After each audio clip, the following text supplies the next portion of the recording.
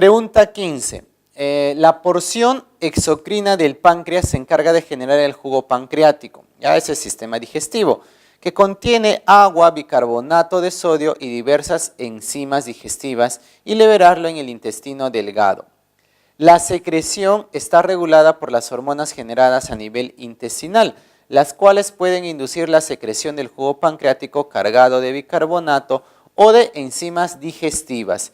¿Qué hormonas se encargan de estimular la síntesis de jugo pancreático con enzimas digestivas? Entonces, dice por acá, la secreción del jugo pancreático está regulada por las hormonas generadas a nivel intestinal, las cuales pueden inducir la secreción del jugo pancreático con bicarbonato o jugo pancreático con enzimas. ¿Ah? Vamos a tener acá la secretina es la hormona que le dice al jugo pancreático, que le dice al páncreas, forma jugo pancreático, pero que tenga bicarbonato para neutralizar la acidez del quimo ácido que viene del estómago. Y la colicistoquinina le dice al jugo pancreático, le dice al páncreas, forma jugo pancreático, pero que contenga enzimas digestivas. Además, la colicistoquinina le dice a la vesícula biliar que tiene que contraerse. Y acá hacen referencia al segundo caso, ¿no? ¿Qué hormona es la encargada de estimular la síntesis del jugo pancreático con enzimas digestivas? La colicistoquinina. Una tercera hormona que se forma en el intestino delgado viene a ser el GIP, el péptido inhibidor gástrico, que cuando comemos mucho, cuando el estómago está lleno, va donde el estómago y le dice que ya no se contraiga, que ya no haga movimientos peristálticos hasta que el duodeno termine de realizar su función. 15, clave de dedo. Pregunta 17. Al comer un caldo de gallina con limón en un restaurante turístico, José siente recobrar fuerzas luego de estar convaleciente por un cuadro de gripe. Se debe a que el almidón del tallarín y la proteína de la clara de huevo empiezan a digerirse gracias a las enzimas. Para degradar el almidón vamos a tener una enzima que se llama amilasa. Primero a nivel de la boca, amilasa salival, y luego a nivel del duodeno, gracias a la amilasa pancreática. Muy bien, entonces para degradar el almidón es la amilasa, ¿ya? ¿Y qué más vamos a tener por acá? Y la proteína de la clara de huevo empieza a digerirse. ¿Dónde? Las proteínas se degradan por proteasas. ¿Ya? Hay una proteasa que comienza la digestión de proteínas a nivel del estómago. Esa proteasa se llama pepsina. ¿Ya? Y habíamos indicado, el almidón se degrada por una enzima llamada amilasa. Hay una amilasa salival a nivel de la boca, amilasa pancreática a nivel del duodeno actúa. Pero como acá dice, empieza la digestión, será a nivel de la boca, mediante la amilasa salival. ¿Cómo también se le llama a la amilasa salival? También se le llama tialina. Entonces, para el primer caso, comienza con la amilasa salival o tialina para degradar el almidón. Y para el segundo caso, para las proteínas, comienza con la pepsina a nivel del estómago. 17, clave E. Pregunta 19. En un estudio de control ambiental, la empresa GEMA ha determinado que algunos lagos de la zona de la Sierra del Perú presentan una carga excesiva de fósforo y nitrógeno. ¿Ya? Entonces por acá, fósforo y nitrógeno, por la alta descarga de nutrientes de que son objeto, encontrando una baja concentración de oxígeno y abundante presencia de cianobacterias, ¿ya? Las algas azul verdosas, altamente tóxicas. Según lo descrito en el texto y lo aprendido en clase, se puede afirmar que los lagos, cuando un lago recibe altas cantidades de fósforo y nitrógeno, el fósforo y el nitrógeno puede estar en los detergentes. Entonces, ¿qué es lo que pasa? Comienza a desarrollar un tipo de organismos. En este caso, ¿quiénes son? Las cianobacterias, ¿ya? Cuando solo se desarrolla un tipo de organismo en el lago, porque se le está dando nutrientes presentes en los detergentes como el fósforo y el nitrógeno, ese proceso se llama eutrofización. Eutrofización. Posteriormente comienza a disminuir la concentración de oxígeno y estas alguitas, estas cianobacterias van a morir, viniendo las bacterias anaeróbicas destruyendo toda la vida que hay en el agua. Entonces, debido a los detergentes que tienen fósforo y nitrógeno, ¿qué se produce? La eutrofización. 19, clave D, dedo, presenta un proceso de eutrofización. Pregunta 21. La práctica de tomar el pulso es una manera sencilla de comprobar si el corazón trabaja con regularidad y eficiencia. En una evaluación del pulso se debe determinar el número de latidos por minuto, la fuerza y el ritmo del latido. En infantes tienen altas pulsaciones de 80 a 160 por minuto. En los niños es de 40 a 100 por minuto, perdón, de 80 a 100.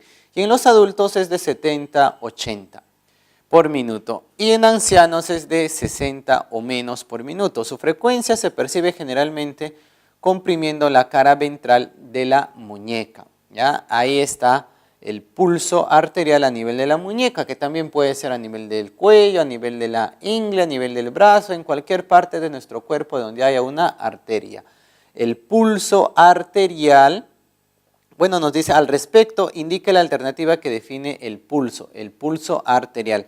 Entonces viene a ser la fuerza que ejerce la sangre sobre las paredes de las arterias. Esa fuerza determina una distensión rítmica. ¿Ya? Hay un empuje de la sangre hacia las paredes de las arterias. Respuesta A, 21A. Pregunta 23. Miguel, un estudiante interesado por la botánica, ha observado las diferentes etapas de la vida de su planta de arveja. Se emocionó al ver cómo germinaba. Ya, entonces la planta está germinando. Se puso feliz al ver que le salió la primera flor. Está floreciendo, hay floración. Esperó impaciente que la vaina madurase. Entonces estamos hablando de la maduración. Y observó cómo al final de la ida de su planta, a esta se le caían las hojas. Entonces al final se le caen las hojas, caída de hojas. Posteriormente, al leer un libro de biología, se enteró que las plantas poseían hormonas que regulan estos procesos. ¿Cuáles son esas hormonas? A ver, para el primer caso, para la germinación, ¿qué vamos a tener? La giberelina o el ácido giberélico. ¿Ya? Para la floración también la giberelina, también para la floración. Para el tercer caso, para la maduración, ¿quién tenemos para la maduración? El etileno. Y la caída de las hojas, la caída del fruto, ¿quién está ahí? Ahí vamos a tener al ácido abscísico. Ahí están las 4 hormonas que actúan en los 4 eventos observados por Miguel. Eso lo podemos encontrar en la clave A. Ácido giberélico o giberelínico. La giberelina, que es lo mismo, etileno y ácido abscísico. 23A. Pregunta 25. La función doble del páncreas está repartida entre 2 componentes estructurales distintos. El componente exocrino sintetiza y secreta hacia el duodeno el jugo pancreático. Y el componente endocrino sintetiza 2 hormonas con efectos antagónicos que regulan el metabolismo de la glucosa. Una hormona hace la glucogénesis, formación de glucógeno, y la otra descompone el glucógeno, la glucogenólisis. La insulina se encarga de hacer la glucogénesis. La insulina disminuye la glucosa en la sangre, es hipoglicemiante. ¿Cómo lo disminuye? Llevándola a todas nuestras células. También lo lleva a las células del hígado y los músculos. Ahí en el hígado y en el músculo, ¿qué realiza? La glucogénesis, formación de glucógeno. Ahora, ¿qué pasa cuando estamos en ayuna, cuando no consumimos alimento? El glucagón se encarga de realizar la glucogenólisis, degrada el glucógeno, lo convierte en glucosas, luego esas glucosas se lo da a la sangre, aumenta las glucosas en la sangre, por eso se dice que el glucagón es hiperglicemiante. Respuesta D, 25 de dedo. 27. Marcelo es un deportista de boxeo que está constantemente sometido a golpes, sobre todo en el rostro. En una entrevista televisiva, Marcelo mostraba dificultades para articular las palabras. Posiblemente Marcelo haya recibido golpes. ¿Dónde? A ver, vamos a tener acá, ahí está el cerebro. Bueno, imaginemos que sea un cerebro. Y vamos a tener acá los 4 lóbulos. Lóbulo frontal, lóbulo parietal, lóbulo temporal y lóbulo occipital. El lóbulo frontal es el que se encarga del movimiento, es el que se encarga de articular las palabras. Acá en el lóbulo frontal se encuentra un área que se llama el área de Wernicke, ¿de acuerdo? Y el área de Wernicke es el responsable del lenguaje, es el responsable de articular las palabras.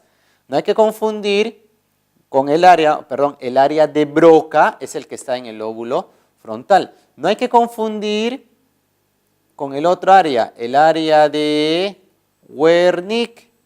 El área de Wernicke que está en el lóbulo temporal, que es el responsable de comprender el lenguaje. Para poder hablar funciona el lóbulo frontal, área de Broca. Para poder entender lo que se está hablando funciona el lóbulo temporal con el área de Wernicke. Entonces, la clave sería la D, 27 dedo. 29. Una vez formada la gástrula durante el desarrollo embrionario, se puede distinguir 3 capas embrionarias. Las 3 capas son ectodermo, mesodermo y endodermo. Al continuar el desarrollo se da la formación de los sistemas a partir de estas capas o tejidos embrionarios. Así se tiene que el ectodermo, por ejemplo, forma el sistema nervioso, los órganos de los sentidos, la piel, las uñas. Todo eso corresponde ¿a quién? Al ectodermo. El mesodermo se encarga de formar los músculos, se encarga de formar el tejido conectivo, la sangre, se encarga de formar los huesos. ¿Quién? El mesodermo. El endodermo básicamente forma el tubo digestivo, al tubo respiratorio. Muy bien, el texto hace referencia al proceso que se llama diferenciación, ¿ya? Porque ya las células adquieren diferentes vías para formar a los distintos tejidos, distintos órganos. 29, clave E.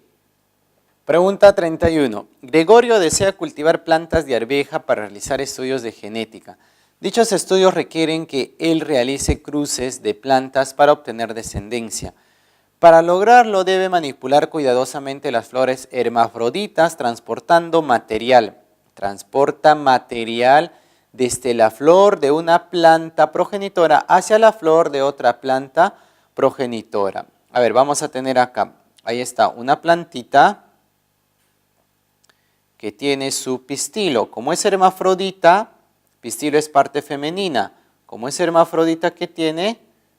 Estambre, su parte masculina, ¿ya? Y también, bueno, la flor tiene acá sus pétalos, tiene sus sépalos. Pero acá lo que interesa es la parte femenina pistilo y la parte masculina estambre. Muy bien, ahora por acá vamos a tener a otra flor. Ahí está otra flor. Pistilo, parte femenina, y estambre, parte masculina. Pistilo, estambre. Muy bien, también hay pétalos, sépalos. Dice que va a transportar algo. ¿Qué se transporta en la polinización? El polen que está en el estambre en la parte masculina. ¿A dónde va el polen? Puede ir a la misma flor, polinización directa, o puede ir a otra flor, polinización cruzada. En este caso es polinización cruzada. ¿Por qué nos está diciendo que Gregorio lleva el material? ¿Ese material quién es? El polen. De una flor a otra flor con cuidado. Ya que está llevando polen del estambre de una flor al pistilo de otra flor. A partir de esta última flor se obtendrá tiempo después la descendencia. ¿Ya? Y característica, cuando una flor le llega el polen, cuando una flor se fecunda, esa flor ¿en qué se convierte?